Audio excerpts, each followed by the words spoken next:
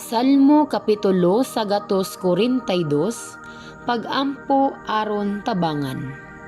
Nagpakitabang ako sa Ginoo, nangamuyo ako kaniya.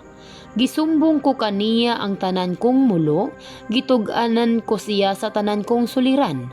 Giubanan niya ako sa panahon nga mawad-an akong kadasig, sa dalan nga akong gilaktan, ang akong mga kaaway nag-andam og litag alang kanako.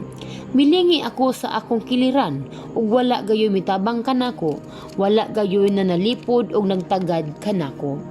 O Ginoo, nagpakitabang ako kanimo. Ikaw ang akong tigpanalipod, ikaw lamang ang akong gikinahanglan niining kinabuhia. Dungga ang akong pagpakitabang kay wala na ako'y paglaom.